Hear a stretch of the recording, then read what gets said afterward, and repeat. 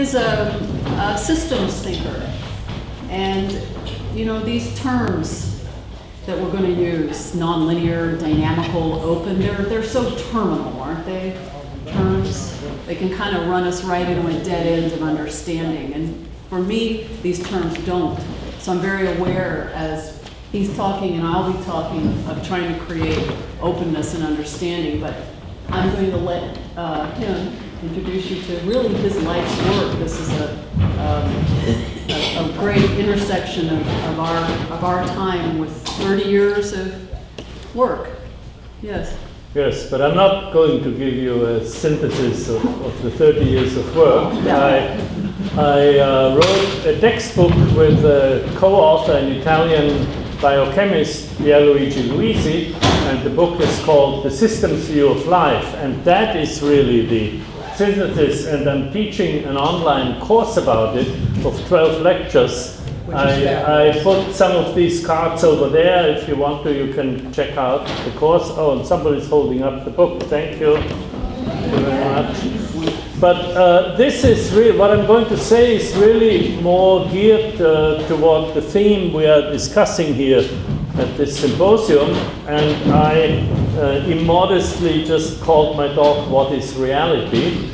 And I also wanted to make it personal and tell you how my experience of this question has evolved over the years. So when we talk about questions about the essential nature of reality, then traditionally those were questions addressed by philosophers in philosophy. At the dawn of Western philosophy, we find various radical statements. One of the first Greek philosophers, Thales, declared all things are full of gods. Sort of a mystical view of reality, if you wish. For Heraclitus, just to give you a few examples, for Heraclitus, the universal principle was fire, a symbol for the continuous flows and changes in the material world.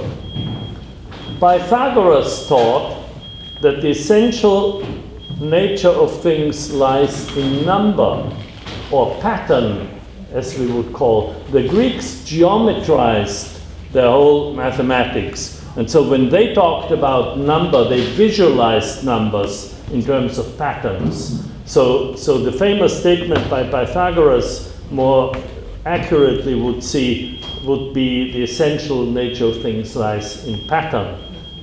At the same time, the Indian sages declared that there is no objective reality independent of our measuring and categorizing mind. To think that the shapes and structures around us are objective realities, they thought, was an illusion, which they called Maya, one of the most important terms in Indian philosophy. Now, in the 20th century, to make a huge jump forward, in the 20th century, questions about the essential nature of reality for the first time were asked also by scientists. And this happened during the first 3 decades of the century in physics, when the exploration of the atomic and subatomic world brought physicists in contact with a strange and unexpected reality that shattered the foundations of their worldview and forced them to think in entirely new ways. Nothing like that had ever happened in science before. Now, there had been scientific revolutions, like those of Copernicus, one of the most famous, or the revolution that Darwin brought into science with his theory of evolution. They introduced profound changes in the general conception of the universe, changes that were shocking to many people, but the concepts themselves were not that difficult to understand. whether the sun moves around the earth or the earth moves around the sun. Everybody could understand the difference in conception. In quantum physics, by contrast, the physicists faced a serious challenge to their very ability to understand the universe. Every time they asked nature a question through a scientific experiment, nature would answer with a paradox. And the more they tried to sharpen the situation, to clarify the situation, the sharper the paradoxes became. I was fortunate in meeting Werner Heisenberg, one of the founders of quantum physics, a couple of times. And he told me that at a certain point in the early 1920s, Niels Bohr, who was Heisenberg's mentor and great partner in this scientific enterprise, Bohr told to Heisenberg, maybe we are not meant to understand nature at this level. Maybe that's the limit of the human mind. That's as far as we can go. And then Heisenberg was very proud that he used mathematics in a new way to go further and actually understand this seemingly so paradoxical behavior. So the problems physicists faced were not just intellectual, but also very emotional, and you could even say existential. And all this is vividly described in Heisenberg's classic book, Physics and Philosophy, published I think in 1956 or 57, something like that. This book is a scholarly work, quite technical at times, but it's also full of personal anecdote and even highly emotional passages. I read Heisenberg's book shortly after it came out as a young student in Vienna, and at the age of 19, I did by no means I understood everything he said. In fact, most of it remained a mystery to me at this first reading, but it sparked a fascination with that epochal period in science that has never left me. And the book remained my companion throughout my student years and beyond. In fact, I still have the original German paperback edition that I read as a student. Looking back on this time, I can see that it was Heisenberg who planted the seed that would mature more than a decade later in my systematic investigation of the limits of the Cartesian worldview in science and in society. And that would be the synthesis if I went into this for another hour. So that has occupied me for the last 30 years. Let me quote the decisive passage in Heisenberg's book. The Cartesian partition, he writes, and he means the separation between mind and matter. The Cartesian partition has penetrated deeply into the human mind during the 3 centuries following Descartes. And it will take a long time for it to be replaced by a really different attitude toward the problem of reality. So here we have a physicist talking, very deeply and very generally about the problem of reality. So quantum physics showed scientists a new reality, and from that time on, the nature of reality became a popular subject of discussion, not only but in philosophy, but also in science. And so now, when you look back at the history of physics over the last 50 years, you see that many, if not most, great physicists, Stephen Hawking, maybe the last one, wrote books about essentially the nature of reality and what it is all about. Now, between my student years in Vienna in the late 50s, early 60s, and the writing of my first book, The Tao of Physics, in the early 70s, lies the period of my life in which I experienced the most profound and most radical personal transformation, the period of the 1960s. For those of us who identify with that period, the 60s, it represents not so much a decade, but a state of mind. A state of mind characterized by an expansion of consciousness, a radical questioning of authority in various fields, a sense of empowerment, and the experience of sensuous beauty and community. And all these characteristics of the 60s, the expansion of consciousness, the radical questioning of authority, sense of empowerment, experience of sensuous beauty and community, those are the defining characteristics of Adi Lang, of his work. So he was really an archetypal representative of this period of the 60s. Now, myself, during the 1960s, I began to study Eastern mysticism. I experimented with psychedelic drugs, and I began to practice meditation.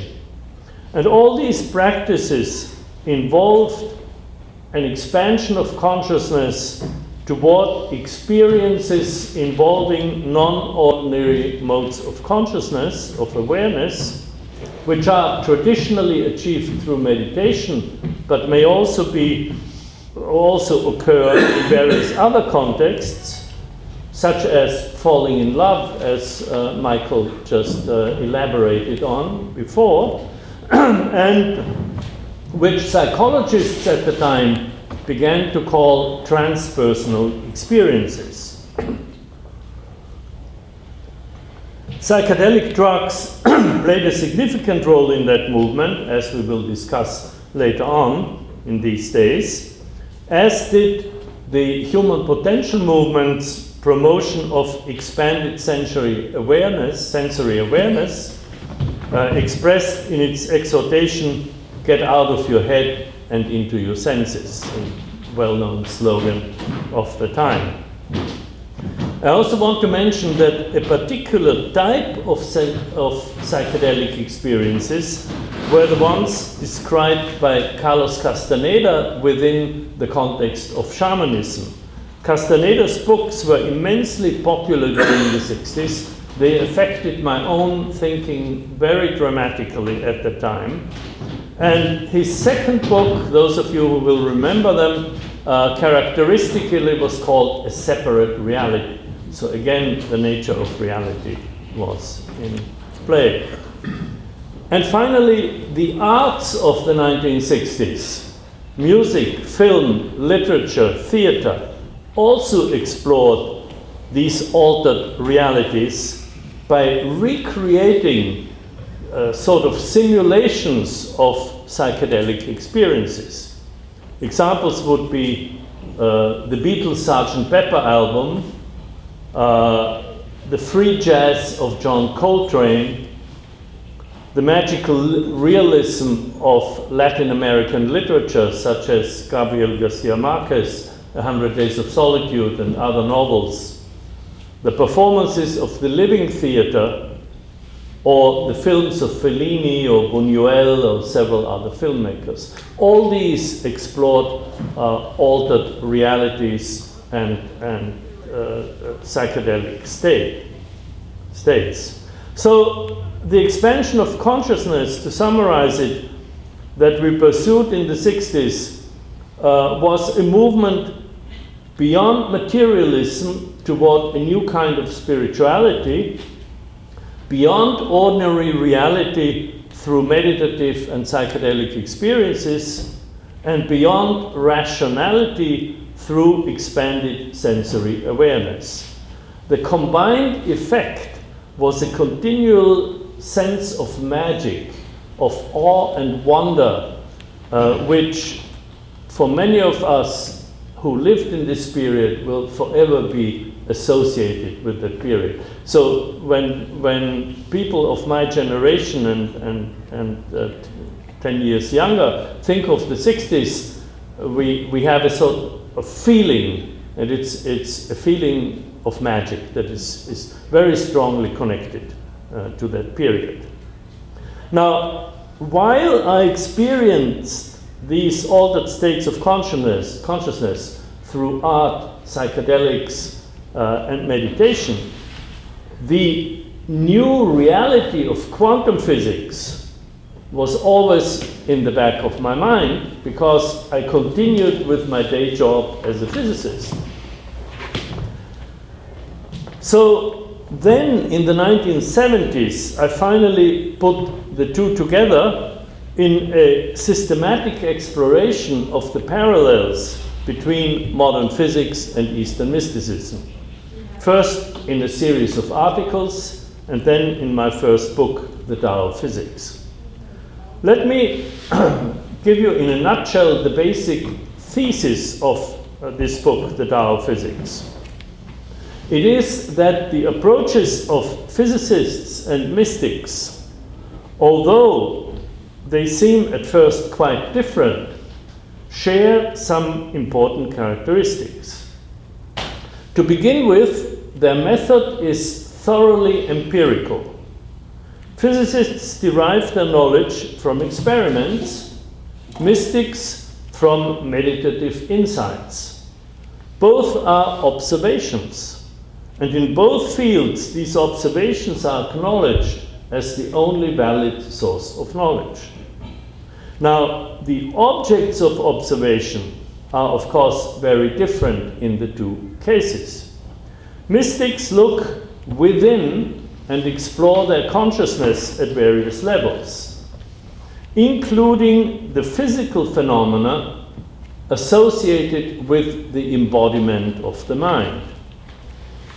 Physicists, by contrast, begin their explorations into the essential nature of things by studying the material world. Exploring ever deeper realms of matter, they become aware of the essential unity of all natural phenomena. More than that, they also realize that they themselves and their consciousness are an integral part of that unity. So we see that the mystic and the physicist arrive at the same conclusion, one starting from the inner realm, the other from the outer world. And in a way, the harmony between their views confirms the ancient Indian wisdom that Brahman, the outer world, is identical to Atman, the reality within.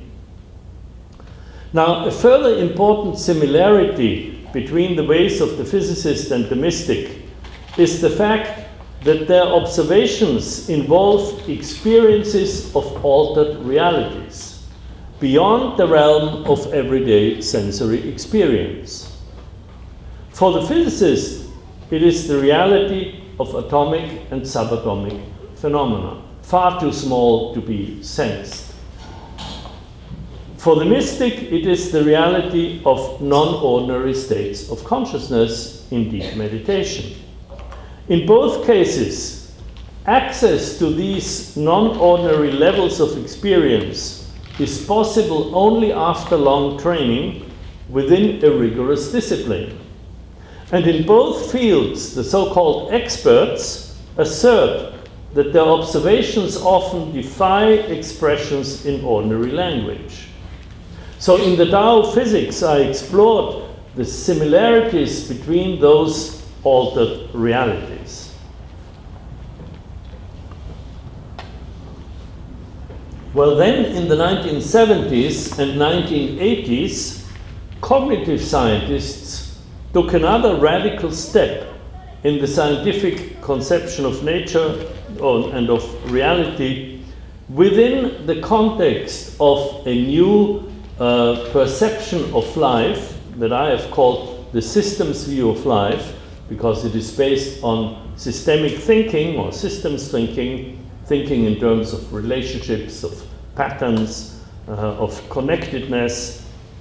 And in this context, cognitive scientists asserted that the features of ordinary everyday reality, which we perceive and agree upon, are not features of an independently existing world, but are created in the very process of perception. I'm talking here about the so-called Santiago theory of cognition by Umberto Maturana and Francisco Varela. And in this theory, cognition, the process of knowing, is not a representation of an independently existing world. So the idea that there's an objective reality out there and that living organisms somehow take a picture or produce some other representation of it in the brain, at least those organisms that have brains, this idea, according to those Chileans, is incorrect. According to the Santiago theory, cognition is a continuous process of bringing forth a world or of enacting a world through the process of living. In a way, this generalizes the influence of the act of perception on the perceived object, which was famously analyzed in quantum physics by Werner Heisenberg. It generalizes that to everyday perception.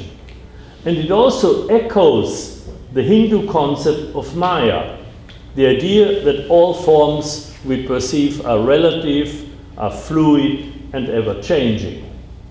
In fact, it's interesting that the original meaning of Maya is magic creative power. So in a sense, this points to bringing forth a world or enacting a world, as Maturana and Varela called it. Well, let me give you an example of how we do that, of how we bring forth a world. When I look out there, I see trees. Let's take a tree as an example. When we look at a tree, we see a certain outline, we see trunk, we see leaves, and so on. So for us, that's a tree, and we all agree this kind of shape is a tree. Now imagine a bee. Suppose we talk about a flowering tree, and suppose a bee looks at the tree, or maybe we can't even say looking at the tree, maybe she senses the tree in some way. So a bee with a very limited brain and nervous system will have a very different impression of what the tree is. So for the bee, the tree has a very different shape. Now suppose a dog or a deer walk by and you look at the tree, the dog maybe pees on the tree, but interacts with the tree, and again, the tree has a very different shape. And even in the human realm, we can look at a tree in a certain mood. Say, we are sort of bored and don't quite know what to do, so, well, it's just a tree, it's just sitting there, it's not doing anything. Or we can be in a very euphoric mood. This is a beautiful tree. My God, look at the light behind it. I remember when I wrote books about Leonardo da Vinci, there's a passage where he describes a tree like this and draws it, which is, absolutely euphoric. And we can drink a couple of whiskeys and get slightly drunk. Again, the tree looks very different. Or to take an extreme, we drop LSD. The tree is now flaming. So, who is to say which is the real tree? Right? These are all altered realities. So, what the Santiago theory says is that there is no objectively existing tree. It does not say, as is often believed, that there's nothing out there, nor does the Indian philosophy. Maya doesn't mean there is no reality, it's all an illusion. There is a reality, an existing world, but the way we divide it into patterns and define objects like a tree depends on the way we perceive it, depends on our sensory apparatus, on our state of mind or consciousness, and since as human beings we communicate constantly in language and we agree on a certain perception of the world, and this agreement occurs within the phenomenon of culture, so also the culture in which we live and act, or if we are in different cultures, will also change the perception and bring forth a different world. So this is why Maturana says we bring forth a world in the act of perception, the act of cognition, which ultimately is the act of living. So living beings with different sensory perception, different species or different people in different states of consciousness or belonging to different cultures, bring forth different worlds or different realities. In other words, even our everyday reality is just one of many alternate realities. So when Thales 2,000 years ago, or 2,500 years ago, said all things are full of gods, maybe we could say all things are full of alternate realities. It's all alternate realities. So I will end here, and Heather will take us then into the therapeutic context and comment and respond and show us how and why. I hope that it is relevant and why it is relevant to the therapeutic context. Thank you. Thank you.